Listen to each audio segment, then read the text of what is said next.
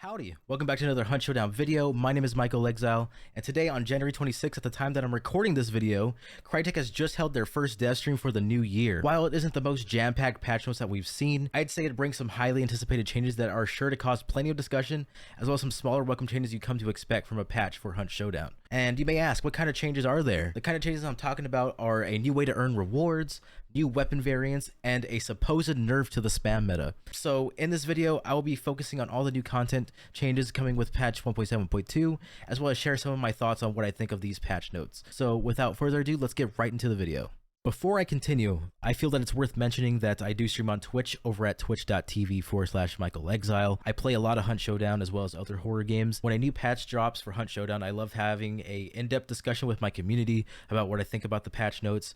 So I will most definitely be doing testing with this patch, seeing what I like, what I dislike about it, whether I think they nailed down the pain points that they're trying to nail down with this patch. So if you want to have that kind of discussion and talk about what you like, what you dislike, what you think could be done better, you're more than welcome to join us. Again, I'll have all my links in the description below, twitch.tv/MichaelExile. It's a pretty good time over there, and we would love to have you. But anyways, enough selling out. Let's get right to the patch notes. So again, this is patch 1.7.2. It's going to be hitting the live PC servers on January 27th, which is tomorrow at the time I'm recording this.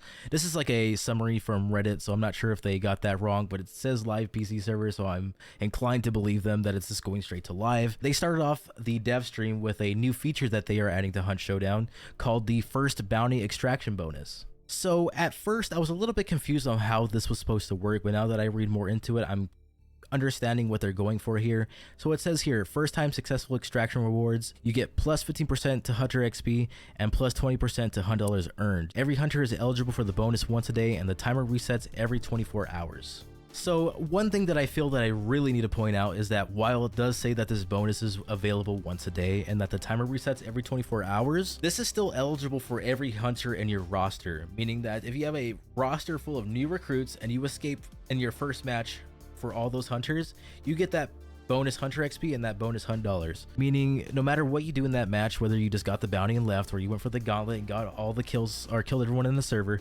you get that bonus. While I do think this is trying to encourage people to go for the gauntlet and get those bigger payouts with this bonus, I can't say a lot of people will care much when they can just still get the bonus by just leaving with the bounty. This might encourage some kind of farming. I can't say that I am happy with this in the current state. We'll just have to wait and see how it turns out when it hits the live servers. They have a better example of what this looks like in game on your roster, and it's basically just a little symbol next to the hunter's name, and if it's there, it means that you received that daily extract bonus with that hunter already, and if it's not there, that means you're still eligible to get it. They also have one more sort of bonus system going on with this change, and it's called the daily stack. Extract with at least one hunter 5 days in a row, and you get an additional 25 blood bond reward. So basically what this means is it encourages you to log in every day and get an escape with at least one hunter, basically, to get that 25 blood bonds. It doesn't seem like a lot of blood bonds. Like, if you play the game anyways, this is probably going to be like a cakewalk. You don't really have to go out of your way to get these blood bonds. I know people were kind of criticizing this, like it's only 25 blood bonds. Well, I already earned like 800 blood bonds over the course of a week, so it's like, maybe not 800, but more blood bonds isn't a bad thing. They could easily just not give us any rewards, so I guess, you know, more rewards is all right. It's a nice little change. And there's also new Accolade cards, and those Accolade cards are displayed right here. If you extract on day 4, this is what it looks like on your post-match screen, I believe. And if you've extracted on day, you get that picture instead as like marks on the guy's back. It's pretty cool art, to be honest. Respect to the art team. They always think of the coolest art for these cards, and I think they're doing a great job. Keep up the good work. I'm proud of you. Love you guys. You're amazing. Anyways, on to the next mechanic that they're adding to the game, Dark Tribute. What Dark Tribute isn't exactly obvious on this screen, so I'll kind of gloss over this part, but it says here Mr. Orwell Cherry is back. And if you don't know who Mr. Orwell Cherry is, he is the guy that was giving us contracts for blood bonds during the Christmas event, and he's back to give us more rewards in a different way. So it says here, get rewards after gaining bloodline XP, and it says here all the thresholds that you have to reach in order to offer blood and get a reward in return. The first threshold is 2.5k XP, 5k XP, 7k XP, and 10,000 XP. Or you can make a deal with Mr. Cherry for 100 blood bonds. So once you hit each of these thresholds, you are able to offer blood and get a reward in return. And those rewards can be legendary unlocks, permanent, or one instance of the legendary item. meaning that it is one use. So kind of like when you pick up a legendary gun from a person and you take it back to your inventory and you bring it back in and you die. It's just basically like, or when you earn an item from an event and you use it, basically like that's the only time you're gonna have it. I think this is a pretty good mix up. You know, you won't always get a permanent legendary gun, and of course it's random, so you don't get to pick what legendary item you get. I think that's pretty cool. Moving on, it says the other rewards that are possible with Dark Tribute. You can get an exclusive legendary hunter, so this is exclusive to Dark Tribute. Mr. Cherry gives it to you. You can't get it anywhere else. Legendary items and instances. You could also get XP upgrade points, hunter slots, which is a no-brainer. I feel like that was like the bare bones rewards that they would give. The fact that they're giving us more than that is insane. You also get equipment instances, so one-time use items, and then hunt dollars and blood bonds.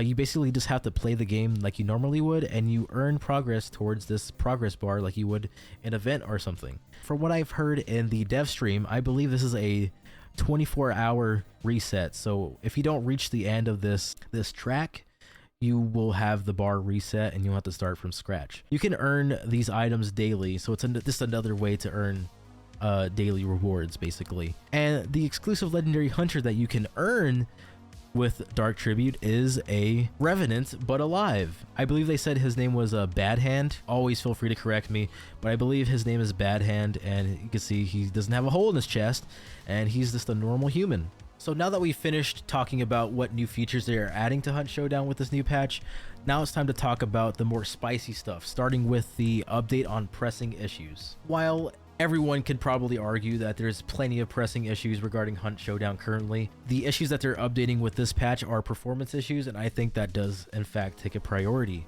The performance issues they're talking about are mostly the buildings not rendering, FPS dropping, textures not loading on console and looking like Play-Doh, land floating above ground, basically being able to see under the ground and all that stuff, being able to see through walls, stuff like that. That was in fact something that's been happening for a while now. I think like the past two patches is when it started, and it's pretty bad. They said on the stream that there's a ton of fixes that they're trying to bring with this patch, and it's not included on the dev stream or on this slide. So if you want to see everything that they fixed performance wise, you'll be able to see that on the patch notes. They really didn't give much detail other than that they are fixing the rendering issues like I mentioned before, in the FPS drops and the buildings not rendering and stuff like that. Moving on to the new equipment. So if you've been keeping up with Crytek for the past few weeks, you know that they've been revealing new weapon variants, and this is obviously part of the new equipment section of this dev stream.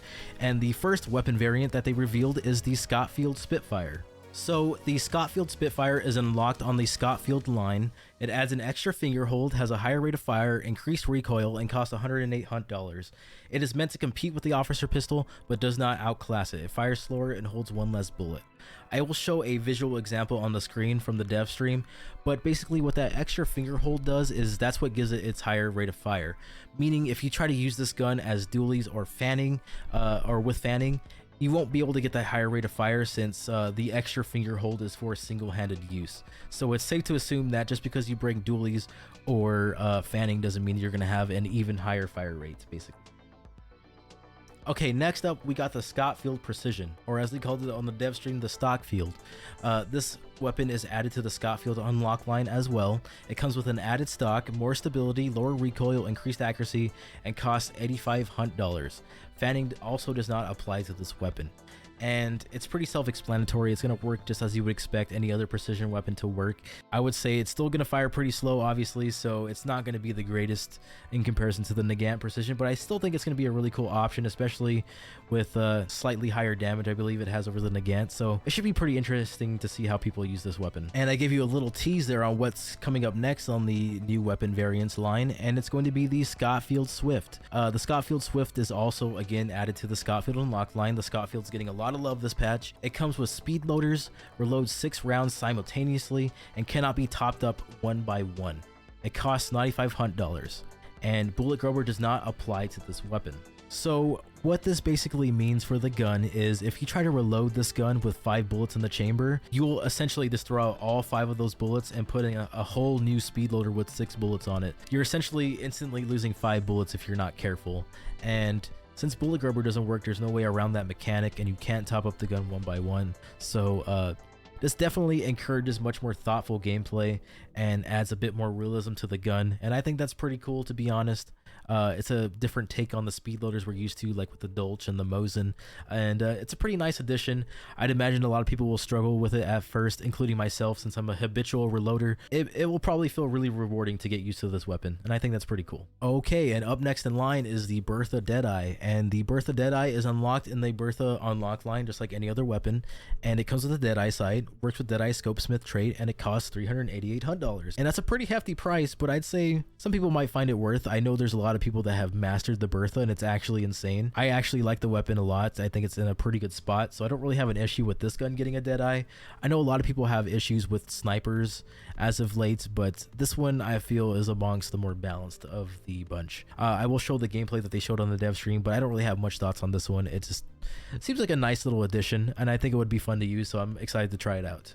Okay, let's move on to the final part of this new weapon variant section, and that is going to be the Winfield Full Metal Jacket. Yes, you read correctly, the Winfield is getting FMJs, and this is probably one of the more controversial additions on this patch notes. And as you'd probably expect, this ammo is going to be available on the Winfield and Winfield C variants, meaning like the snipers, the talons, stuff like that. If you didn't know what FMJ does already, it increases wall penetration, increases effective range, and costs $3,500. While I do think this is probably not the best idea, changes that we'll be getting into in a second might make this seem a little bit more in line and balanced, but I still don't think a gun like this with this kind of fire rate should have that kind of ammo type. Again, here's the ammo that is available for the Winfield. It now has 4 different ammo types. The more the merrier can kind of be true for most of the things in this game.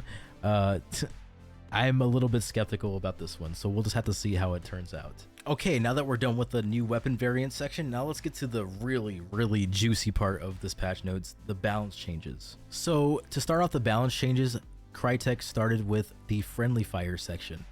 And what they're changing about friendly fire is explosives will no longer deal reduced damage to teammates or oneself. All dynamite sticks and bundles, explosive ammo, including explosive crossbow, red barrels, and bombline splash damage are affected by this change. While I don't remember their reasoning behind this change, I can say that I do agree with it because it was kind of useless to begin with. You could still kill your teammates with explosives, so it was just kind of pointless to have this kind of mechanic in the game.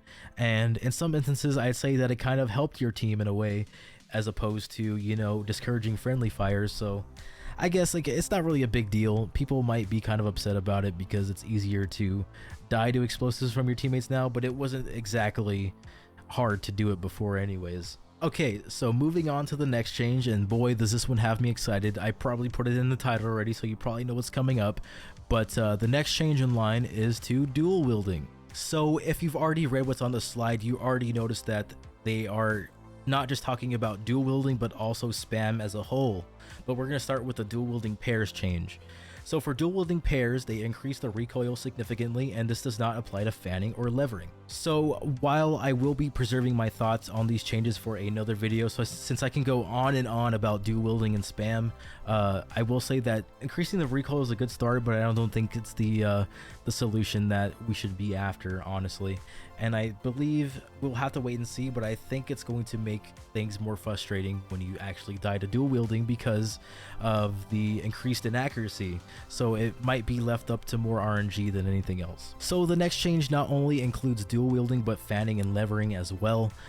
They have removed the accuracy bonus when crouched. So this change just makes sense, honestly. Like, dual wielding is exclusively hip fire, so it should naturally just have no accuracy in comparison to just a single-handed weapon. As for fanning and levering, I do think there's a fine line between trying to actually spam these weapons that have fanning and levering or just trying to get a single shot off.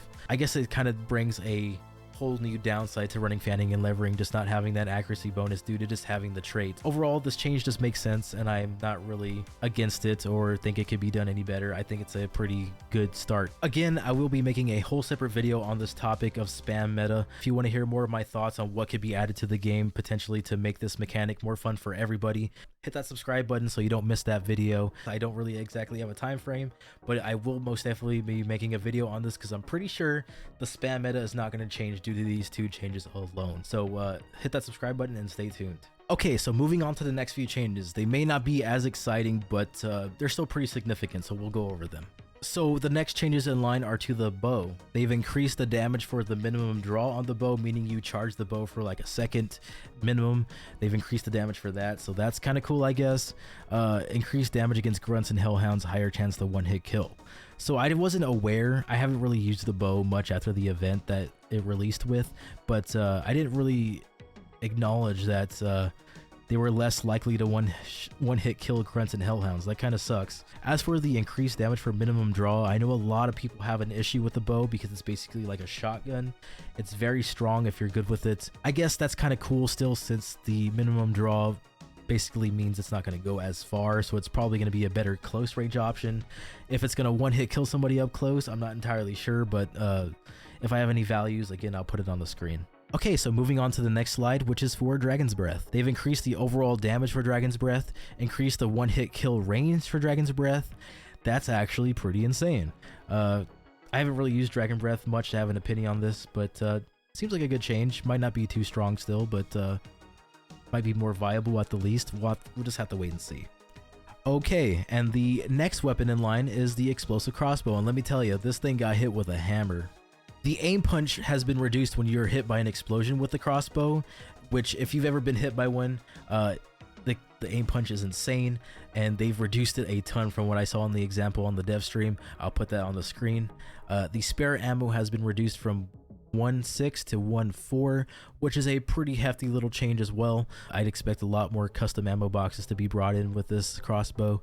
The hipfire spread has been increased, since a lot of people are insane with the crossbow and hipfire, so that's also a pretty welcome change. This is also affected by the friendly fire changes that we mentioned earlier. So my main takeaway from these changes is that they are much needed. I think they make a lot of sense. Aim punch was really frustrating with these things, especially when you're getting shot with it as you're trying to shoot the enemy as well. The hipfire spread, I see a lot of people using that crossbow with hipfire, and it was insanely accurate, so it makes sense. I don't think this is really going to affect the good players that run this weapon. I think this have to be a little bit more aware of where they're aiming at, and people have to be a little bit more cautious of where they shoot next to and make sure to not hit their teammates, basically. So I don't think much is going to change in regards to how effective it is, since the damage wasn't reduced. You just got to be a little bit more aware of where you're aiming, I guess, and be a little bit more cautious with your teammates. Okay, so the next changes in line are made to the trip mines. The first change is made to the poison trip mine. The poison cloud for the poison trip mine now lasts 30 seconds. This is intended to give time to react to entry, not intended to lock down a doorway. So if you're familiar with poison trip mines, you know when you trigger the trip mine, it leaves a poison cloud. That now lasts a bit longer. I'm not sure what the original time was, but I'd say that's pretty good. I usually just walk right past trip mine sometimes. It doesn't really bother me that much. I also tend to run Mithridatus, so this won't really affect me as much. It also encourages you to bring some counters of poison, I guess. It causes intense poisoning, so like your vision and hearing will be kind of impaired. I guess, you know, making trip mines more useful isn't a bad thing. They're hardly ever used, especially poison trip mines. Yeah, like it says here, more reasons to use Vigilance. There is traits to counter this, so I can't really see this being an issue.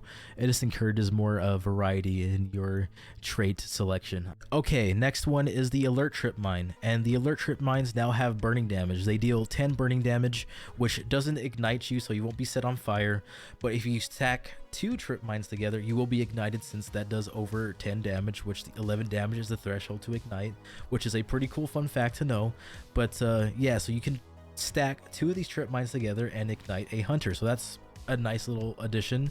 They previously did no damage at all, they just made sound and triggered barrels, so nice little change. They can no longer be triggered in water, so that's kind of makes sense. It seems like it was kind of an exploit according to them on the dev stream, so it's kind of like a no-brainer. Like, why would they be able to be triggered in water, right? So overall, good changes. Just run vigilant if you're worried about them, or just look at the ground in general and you'll be fine. Okay, next up is the decoy changes. So these decoy changes only apply to the normal decoy tool. The decoy impact on the ground now plays footstep sounds, and it depends on the surface hit. So basically, you can make people think there's an enemy nearby with a decoy, and it's the same volume as real footsteps.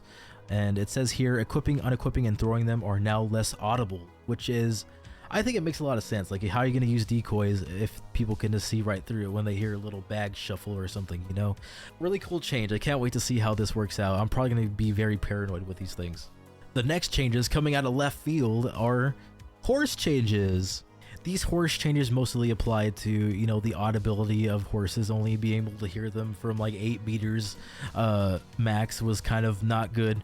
It only really was loud for you if you're up close, and no one else could really hear it in like comparison to crows and such.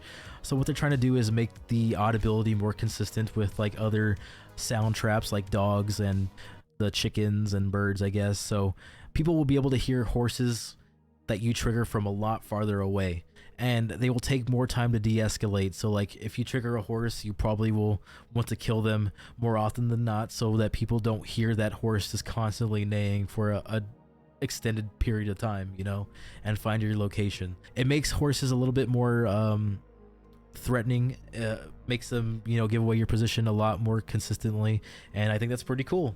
They can also be killed by a single hit of a throwing axe. Apparently they didn't die to a single axe before, but now it's a thing. So throwing axe users, there you go. Retrieving items from horses is now more reliable. If you ever use a throwing knife against a horse, you try to pull it back from the horse, like that was always a pain. Like you'd be stuck in the middle of a field trying to get your damn throwing knives. So good changes, good changes. Okay, and the last slide on the balance changes section is to windows and doors. So this one's a pretty short one. They fixed an exploit tied to doors and windows not rendering, and what this exploit was basically was it allowed you to tell whether or not hunters have been in a compound before just by scoping in and seeing if the doors are rendered in or not, or the windows. As much as I'll miss it, it does make sense for it to be removed, so yeah, it's not a bad change. So they did include some extra goodies, aka legendary content, that they showed off. I'm not going to go over every single one and read the description, so if you want to see them, I'll have a link in the description below. But there's some pretty neat additions here. They got a flare pistol skin, which looks really sick. All the skins on this list look really awesome. I can't say I use most of these guns, but the Bertha Deadeye is probably one of my favorites, and the Dolch, and the heavy knife. And they also had a Q&A just as a bonus for stuff that they are working on. If you've seen the stance bug that Huge, the Hunt Showdown creator, exposed on YouTube, the stance bug is being worked on, and Kane is also being worked on. So if you had an issue with Kane like me, you'll be excited to hear this news. And it has influenced the future of legendary hunters, so there should be more visibility with these hunters in the future. The roadmap is being replaced with more consistent dev blogs and videos. There is no current plans for a snow and rain map, and there is a 2D replay map still in development, and the console update will come next week. So that's really exciting for you console players.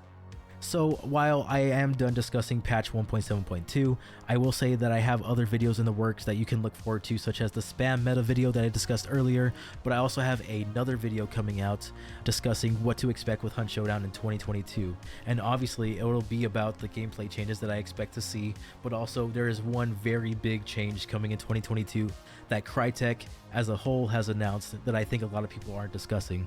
So if you want to stay tuned for that video, feel free to subscribe so you don't miss it. And it's a very exciting video for me, so I can't wait to discuss it.